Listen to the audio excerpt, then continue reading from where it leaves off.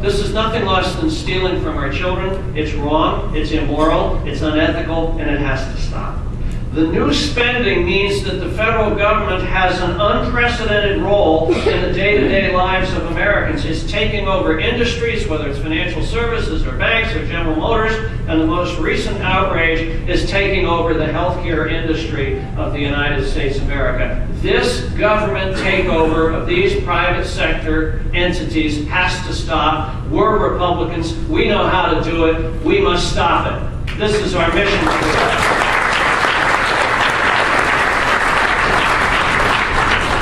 You just have to ask yourself, when you look at how the Democrats handle our Treasury, how are they going to manage Bank of America? When you look at how they manage the DMV, how are they going to manage General Motors, or Government Motors as it's now called? And if you look at how they manage the Federal Emergency Management Agency, do you sure really want to have them in charge of your emergency rooms? I don't think so. I can tell you as an American, I've always felt that it was my choice to pick the doctor that I had, and my wife's choice, and my children's choice. And when President Obama says, I will allow you to choose your doctor, I say, no, you won't. I have a right to choose my doctor. I will choose my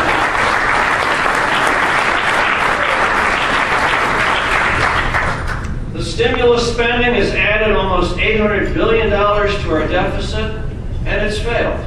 The promise was it would keep unemployment to 8%. It's currently 9.8%. And if you look carefully at the stimulus money, almost 60% of it is a government-to-government transfer. We need better private sector jobs, not public sector bureaucrats, and we need to grow our economy, not the government. We need to stop the spending and dedicate unspent stimulus funds to deficit reduction. And yes, indeed, if we really want to stimulate the economy, let's do it the way we did it in 2001 and 2003, with targeted tax cuts to small and medium-sized businesses all across the country, so men and women in the private sector and small business can make the critical decisions they need to purchase new equipment to increase productivity and to be viable. That's what we did in 2001. That's what we did in 2003. And guess what? It worked. Above all, I think we need to embrace a historical fact that this nation's economic success is built on the entrepreneurial spirit and hard work of a free people,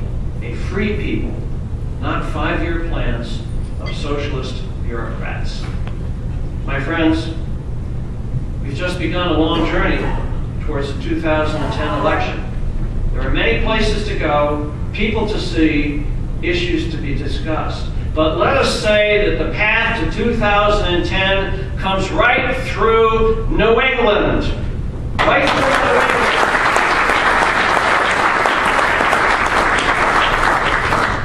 Let us say that the American people are upset, and they're concerned, and they're angry, and they're scared, and they're going out to the town halls, and they're going out to the tea parties, and they are expressing themselves because they're adverse. They're adverse to the policies and the programs that are coming out of their nation's capital in Washington, D.C. And I'd ask, has anybody in the group been to a tea party or a town hall? Thank you. Oh my God, look at that. As we go forward, let us remind our constituents that without the first Tea Party in 1773, up in Boston, here in New England, without that first Tea Party, there would be no Declaration of Independence. There would be no American Revolution. There would be no Constitution established in the name of we the people. There would be no exceptional people we know as Americans. There would be no exceptional nation that we know as the United States of America. Let us tell our constituents that we don't apologize for being Americans. We're proud to be Americans.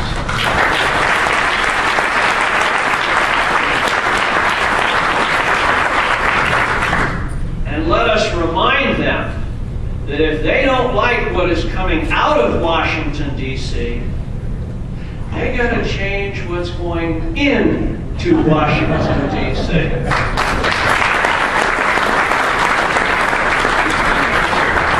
The people in this room are agents of change. Change that the American people want. The people in this room share the values that are historic to our nation, values that the American people want. As we go forward today in this conference, as we go forward this year and next year towards the 2010 elections, let us be proud to be Americans. Let us be proud to be Republicans. Let us be proud of the values that we have shared for these 200 years. Thank you. God bless you.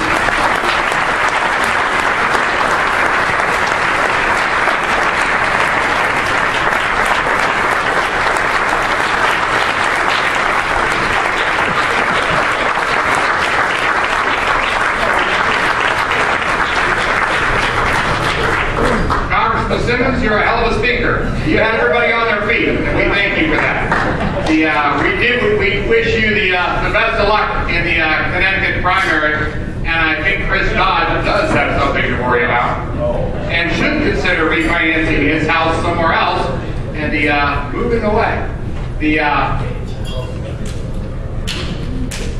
We've heard from a number of people who are in office, and we've had a couple of governors so far. We will have a congressman come before us in a few minutes. But we wanted to try and give you some idea of what we have up and coming of new candidates who are running for office throughout New England and the Mid-Atlantic. And so we're going to have a panel of 3 congressional candidates, and if they would come forward, the Charles Lawler, Justin Bernier, and John Laughlin. You'll come on up.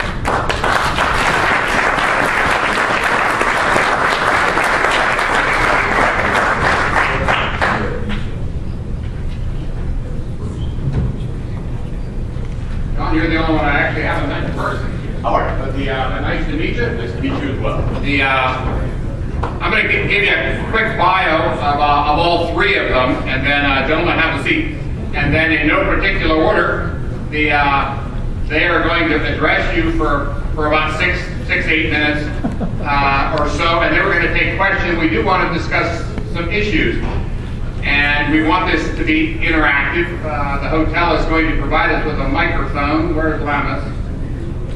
Anyway, she went to go get a cordless mic. Apparently they need to do something to hook it on up here to you, the gentleman's going to do that. Okay. While you're doing that, I'm going to do their bios. And so we'll have a cordless mic. Can you all still hear me? Yes, sir. Yeah, I was blessed with a strong voice. And so, and following that, later on, right before lunch, we will have Governor John Sununu also lead us in a issues section, because we do want this to be interactive. We do want to try and create a blueprint for success for the Republicans throughout the Northeast. So the 3 gentlemen before you today, you have them in your bio, but just touching on, all 3 of them actually have military backgrounds, as you saw. That was very prominent in Rob's speech, and obviously all 3 of these gentlemen have served their country and have paid their dues to society above and beyond the call of duty, actually. Justin Bernier is running for the 5th District of Connecticut.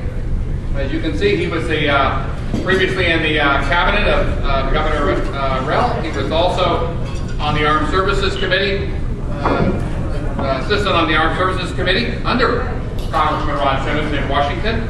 He comes to us from here in Connecticut. He has a degree in Master's in International Relations from Georgetown University and International Security and Policy from the University of Maryland. Miles.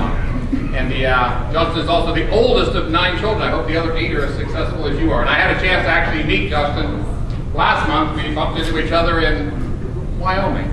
John Laughlin is the House Minority Whip here in Rhode Island. He also owns his own media company. But he previously worked for NASA as a spokesman, and when I asked for his bio, I got a long bio on all the space shuttle missions that he had helped in public policy on and communications to the public on that.